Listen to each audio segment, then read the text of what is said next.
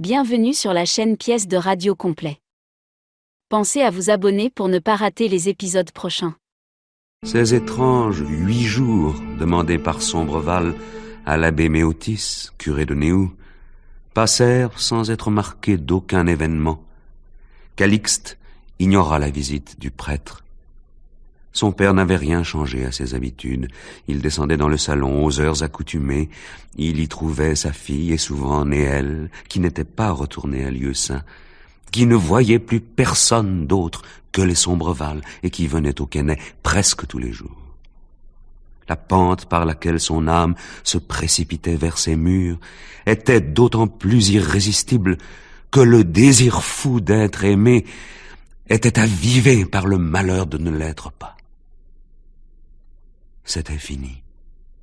Il avait joué sa grande partie et il avait perdu. Calixte ne lui apparaissait plus que comme la carmélite cachée et invincible, vouée uniquement à Dieu et à son père, un père en qui elle discernait quelque chose de plus sombre et de plus agité que de coutume. Ne croyez-vous pas, Néel, que mon père n'est pas le même que d'habitude? Sa tristesse m'inquiète. Lui si fort, il n'est jamais triste que quand je souffre. Et je suis bien mieux. Il y a longtemps que je n'ai eu une de mes crises. Il ne faut pas s'alarmer, Calixte. Qui sait, il est peut-être mécontent de son travail, de ses recherches. Peut-être lui aussi a-t-il affaire à l'impossible. Non, ce n'est pas cela, Néel. Je vous assure que... Ce qu'elle croyait, elle ne le dit pas. Mais elle avait la conviction d'être la cause de cette tristesse. Je les désespère tous les deux. Je désole Néel parce que je veux souffrir pour mon père.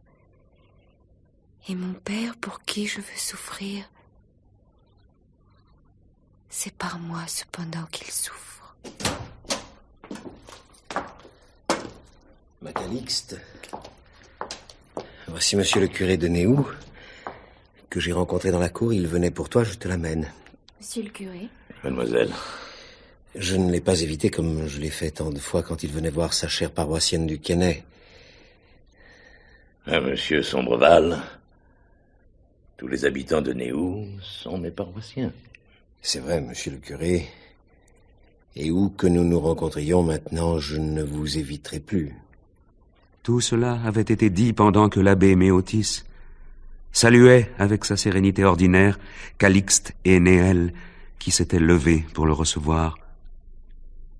Le visage de Sombreval attirait encore plus l'attention des jeunes gens que ses paroles brusquement joyeuses.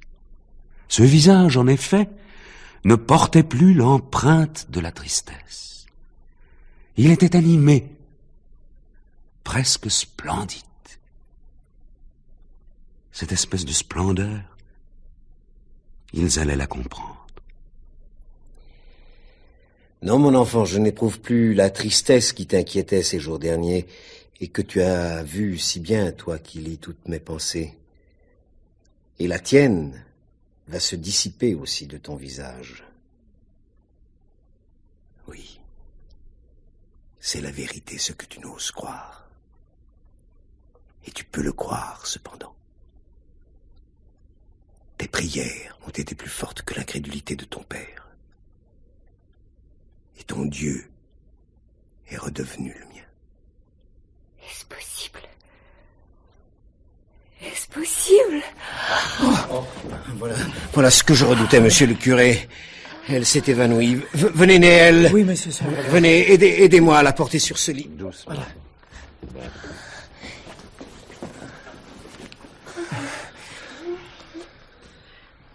Ne craignez rien. Dieu est avec nous, monsieur Sombreval.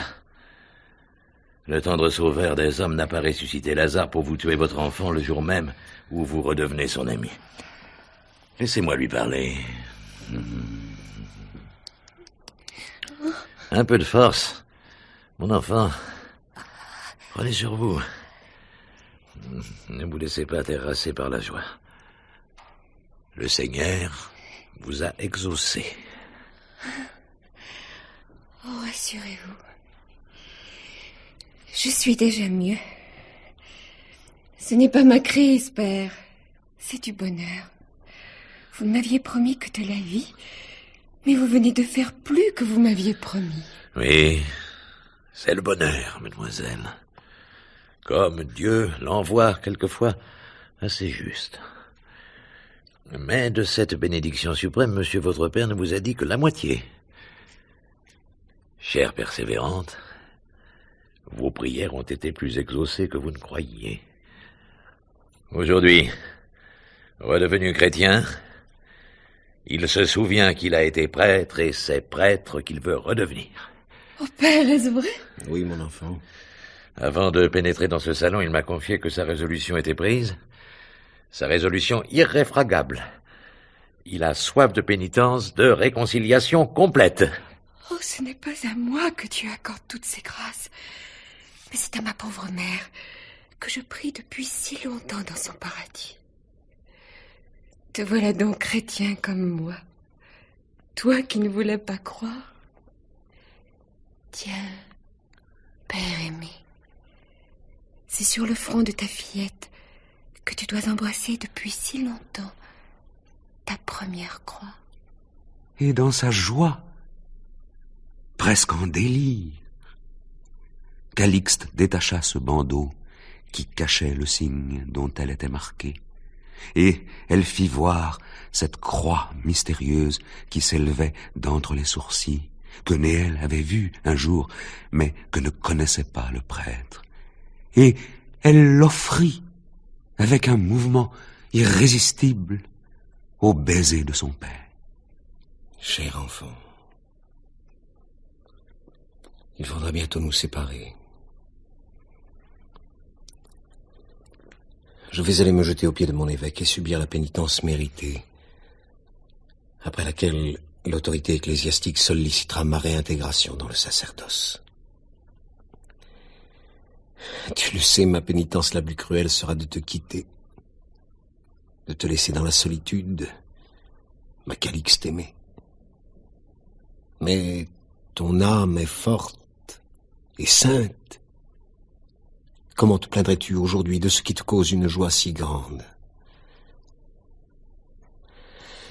Vous viendrez la voir, n'est-ce pas, monsieur le curé? Tous les jours, je vous le promets. Vous qui connaissez si bien les malades comme tous les prêtres, et toi qui vas te soigner par pitié pour ton père absent. Vous surveillerez tous trois avec Néel cette santé chère que je surveillerai aussi de loin. N'importe où que je sois, je continuerai de lutter pour ta guérison. Chère voyante d'amour filial, présent ou absent, tu me verras toujours. Oui, père. On voit Dieu à force de l'aimer. Je vous verrai ainsi et je pourrai être heureuse. Un père comme vous, c'est Dieu, après Dieu.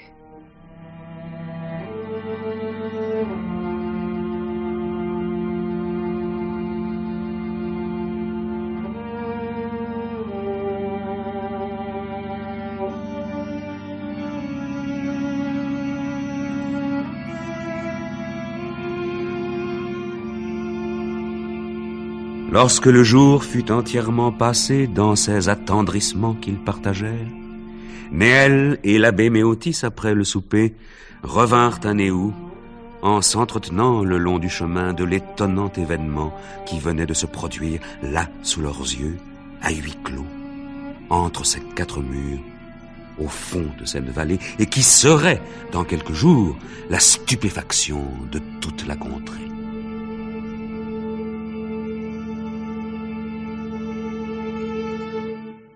Ce que tu viens de me conter, mon cher Néel, au sujet du retour à Dieu de ce vieux Satanas de Sombreval, va retentir autour de nous comme un coup de tonnerre. Ainsi, il revient à Jubé. Eh bien, tant mieux. À tout péché, miséricorde. Ils t'ont bien soigné, chevalier, je ne demande pas mieux que de les voir se relever dans l'estime publique, s'ils peuvent s'y ramasser. Mais, toi, chevalier, Quand reviendras-tu à ta fiancée et retourneras-tu à Lieu-Saint? Oh, père, Oui. Son père, qui ne remet pas les pieds ici, s'est avisé de m'écrire, lui qui n'écrit jamais, pour me renvoyer ma parole. Mais les Néous n'ont pas l'habitude de reprendre ce qu'ils ont donné, et encore moins leur parole qu'autre chose. Moi, j'attends toujours que ta fantaisie pour ta petite garde malade de là-bas soit passée. Seulement, en attendant, Bernardine flétrit dans les larmes la plus belle fraîcheur du Cotentin. C'est dommage, cela. Jean Bellet, que j'ai envoyé leur porter une bourriche de sarcelles, tuée à la canardière, par ma fenêtre, puisque cette diable de goutte m'empêche de sortir. Jean Bellet m'a dit qu'elle semble avoir les pâles couleurs. Néel ne répondit pas. Depuis longtemps, Bernardine n'existait même plus dans sa pensée. Et ce n'était pas au moment où Calixte devenait peut-être plus accessible que mademoiselle de Lieu-Saint pouvait y reprendre le moindre empire. Tu ne me réponds pas, chevalier. Et comme tu viens de te lever, je suppose que tu vas me quitter pour te rendre probablement où tu passes habituellement tes journées. Tu fais bien, tu jouis de ton reste. Si le Sombreval s'éloigne du pays, et qu'à Coutances ils le mettent où il a mérité d'être, dans quelque trappe ou quelque couvent, pour faire pénitence et redevenir digne de dire la messe, tu n'iras plus sans doute passer régulièrement tes après-midi avec une fille de 18 ans, isolée, sans son père, au fond d'un château dont les murs ne sont pas de verre, pour qu'on puisse mieux juger à travers de l'innocence de tes mœurs. Mais voyons, père, je connais trop la vilainie de certains pour ne pas prendre les précautions nécessaires. Ainsi que vous le pensez, je verrai moins Calixte, par respect pour elle, pendant l'absence de Sombreval. Mais vous dire que je n'en souffrirai pas, ce serait vous mentir. Permettez-moi de vous quitter. Bellet a scellé mon cheval comme je le lui ai demandé. Il doit m'attendre auprès des écuries. Va donc, où ton cœur te conduit. Au revoir, père.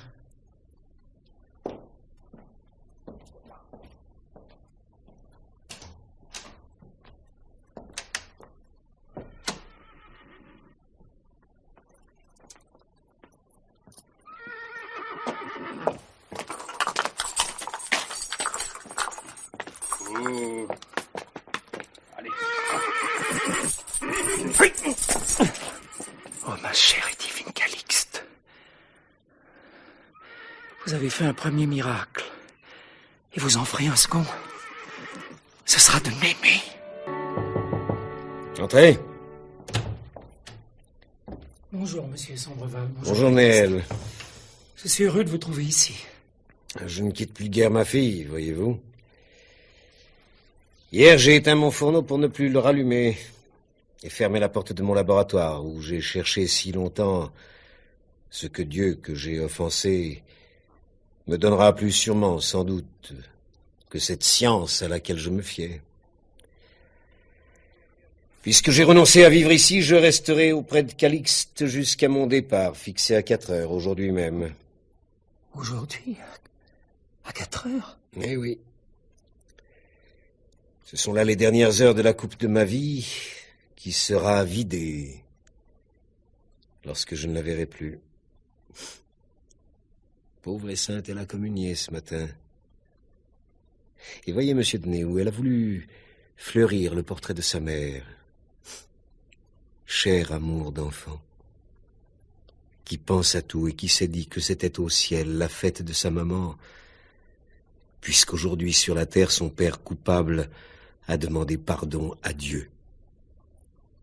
Pendant qu'il parlait ainsi, arriva l'abbé Méotis, que Sombreval avait prié d'être au Quesnay quand il se séparerait de sa fille. Quoiqu'il pensât de la force d'âme de Calixte, il avait peur pour elle, et par précaution, il voulait la laisser avec le prêtre en qui il avait une si suprême confiance. En la quittant, il l'appuierait contre cette colonne. Calixte et l'abbé prieraient ensemble quand ils seraient partis, et l'angoisse de la séparation, pour elle, serait diminuée. Cette angoisse ne serait complète que pour lui seul. Les chevaux sont prêts, monsieur. Déjà. Et il est vrai que je dois arriver à la Censurière avant la nuit. Voulez-vous me faire la conduite jusque-là, monsieur Néel? Et même jusqu'à Coutances, si vous voulez de moi et si mademoiselle Calixte le désire. Non, non. La Censurière est un mauvais pas, impossible aux voitures et durs aux chevaux. J'y ai vu casser des chars à bancs. Venez jusque-là, vous reviendrez demain dire à Calixte que son père y a passé sain et sauf. Et ce sera pour elle une inquiétude plus vite ôtée. Et pour vous, une raison pour plus vite revenir. Mais je peux être ici dans la nuit. Et Foudre, mon cheval, va gagner son nom, je puis vous l'assurer. Cher. Cher enfant. Très cher, Calixte. Sombreval prit une dernière fois sa fille sur son cœur et la baisa saintement sur son front crucifié, dont il écarta lui-même le bandeau. Voilà notre force à tous, dit-il, en montrant la formidable empreinte de cette croix si longtemps haïe et qu'il embrassa encore, pendant que la jeune fille, de son pieux visage, pressait cette poitrine où elle vivait seule et où elle avait rallumé l'étincelle divine.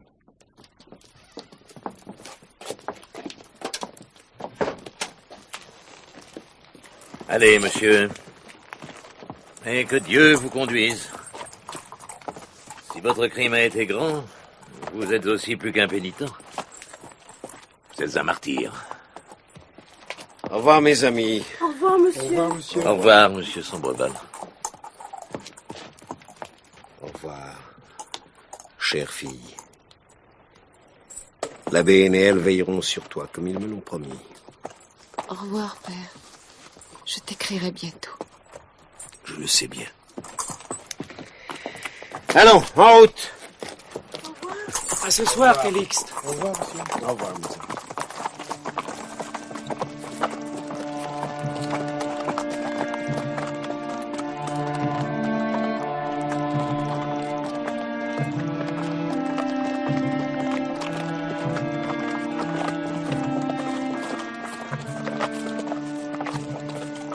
Néel se retourna pour voir encore celle qui était sa vie. Mais Sombreval, lui, ne se retourna pas. Il avait la tête baissée, la main droite pendante, comme morte, le long de la cuisse. Son cheval le menait, plus qu'il ne menait son cheval. Et il alla ainsi jusqu'à la butte Saint-Jean. Néel, qui le suivait, qui respectait cette douleur muette et stoïque, avait peur de voir crouler à chaque minute et tomber sur le pommeau de sa selle cet homme bâti comme une tour de guerre. Mais au bas de la butte, l'homme qui s'était repris tout entier en Sombreval releva la tête et la fit relever à sa monture. Eh bien, voilà qui est fini. J'ai fait aussi comme vous mon sacrifice. Vous avez sacrifié votre vie pour être aimé d'elle, et si vous n'êtes pas mort, ce n'a pas été de votre faute. Mais qui sait? Peut-être vous aimera-t-elle maintenant qu'elle n'aura plus à trembler pour l'âme de son père et qu'elle n'aura plus à expier ses crimes. Tandis que moi, je ne la reverrai peut-être jamais. Car je suis vieux et violent, comme si j'étais jeune, violent jusqu'à la rupture de ce cœur qui doit vivre sans elle à présent. Ils vont me faire pénitence. Et combien de temps, qui peut le savoir? Que vont-ils ordonner à mon sujet? Je l'ignore. Mais vous la reverrez tous les jours. Tous les jours? Vous me le demandez? Mon pauvre brave Néel, vous avez donc cru parce que je m'en allais et que je la laissais seule au Quesnay que vous n'y reviendriez plus comme vous l'avez fait jusqu'ici? Voilà donc le secret de la tristesse que je lisais tout à l'heure sur votre front. Et vous agirez en tout point comme si j'étais présent, mon ami. Allez au Quesnay, c'est moi qui vous y autorise et qui vous le dis. Et pourquoi n'y retourneriez-vous pas? Qu'y a-t-il de changé entre vous et elle parce que je pars? N'avez-vous pas à vous en faire aimer? N'est-elle pas à vous à ce prix puisque vous n'avez pas peur d'épouser la fille d'un prêtre qui aura failli, mais qui du moins se sera relevé? Comprenez-moi, monsieur. Ce que je ne voudrais à aucun prix, c'est la compromettre. Eh, mon ami, on ne compromet pas la fille de Jean Gourgue, dit Sombreval, le défroqué. La compromettre. N'est-elle pas née déshonorée? Et encore, vous ne savez pas à quel point le monde y a ajouté. Vous ne savez pas l'infamie. Il y a un horrible secret que je vous dirai quand nous serons sortis de cette bourgade où nous allons entrer tout à l'heure. Et c'est même à cause de ce que je vais vous confier qu'il est bon que vous retourniez au Quesnay et qu'on le sache bien dans la contrée. Les choses sont telles, voyez-vous, qu'il vaudrait mieux que ma chaste enfant passât dans l'opinion pour la maîtresse de M. Néel de Néou, plutôt que d'être ce qu'on ose la dire. Vous me mettez la mort dans l'âme, monsieur. Et que dit-on? Et qui a dit cela? Vous le saurez tout à l'heure. Traversons d'abord le bourg. Et ils donnèrent de l'éperon, l'un et l'autre, et brûlèrent le pavé de la bourgade, où les femmes qui devisaient aux portes les virent passer avec ébahissement. Oh, regarde qui passe. Oui, bon, je vois.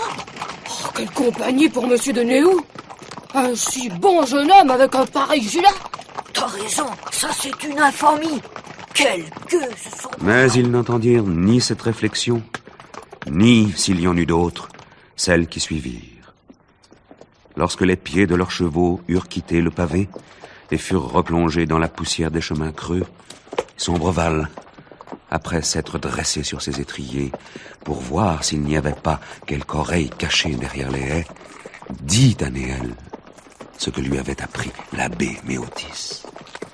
Vous voyez, Néel, si la pauvre enfant peut être plus compromise qu'elle ne l'est, et si vos visites au Quesnay seraient un danger, quand tout est à peu près perdu. Pas perdu sans ressources, monsieur. Je suis de l'avis de notre curé. Quand dimanche prochain, du haut de la chaire, il apprendra aux fidèles que vous avez quitté votre château pour aller vous jeter aux pieds de l'évêque et redevenir ce que vous étiez, il se fera un grand changement sous ce coup de tonnerre, car véritablement c'en sera un. Puissiez-vous dire vrai, et que le sacrifice de la quitter et de ne la revoir peut-être jamais ne soit pas perdu. Qu'il ait un sens et un effet, ce dur sacrifice. Quoi? Tout cela ne serait qu'une imposture. Que me dites-vous là, monsieur Sombreval? Oui, Néel, une imposture volontaire, réfléchie, éternelle. Voilà ce que j'ai fait de ma vie. Une imposture. Mais ce qui ne l'est pas, c'est le bonheur de Calixte. C'est la sainte ivresse de cette âme angélique quand elle me verra absous et redevenu prêtre, et pouvant offrir pour elle le sacrifice auquel elle a foi. Dire la messe. Vous auriez l'audace de la célébrer en n'y croyant pas. Et comprenez-moi, Néel, je suis un athée, je ne suis pas un sacrilège. On ne profane les choses sacrées qu'en les considérant comme telles. Et soyez-en sûrs, mes vieilles mains ne trembleront pas, allez, au moment où j'élèverai le calice au-dessus de ma tête, et elles ne trahiront pas mon secret. Vous devez bien penser que la résolution que j'ai prise m'a été particulièrement cruelle. Un mensonge qui ne finira qu'avec moi. Mais il fallait sauver Calixte. Et à ce prix, je la sauve. Je ne sais que vous répondre, monsieur. Il n'y a qu'un instant où vous me faisiez horreur. À présent, je vous plains. Et vous admire presque. Peut-être n'y a-t-il qu'une seule vertu dans la vie, c'est d'aimer. Moi aussi, j'aime. L'amour fait comprendre l'amour. Celui auquel vous ne croyez plus vous pardonnera, sans doute, parce que vous avez beaucoup aimé votre enfant. Je n'ai plus qu'à espérer cela. Moi qui, comme Calixte, vous imaginez repenti, et qui sait maintenant ce qu'elle ne doit jamais savoir, et que votre existence n'aura plus une minute de vérité. Plus une minute de vérité, et qu'elle vit pour un homme comme vous qui répugne à toute hypocrisie. Que vous allez donc souffrir. Mais monsieur, pourquoi m'avoir lié à votre mensonge par cette accablante confidence que je ne vous demandais pas? Et parce que je t'estime, enfant. Plains-toi donc, n'es-tu pas mon fils? L'amour que tu portes à Calixte fait de toi aussi mon enfant. C'est pourquoi je t'ai parlé à cœur ouvert, j'ai éprouvé impérieusement le besoin de t'avouer un secret qui m'aurait dévoré si je l'avais gardé en moi seul.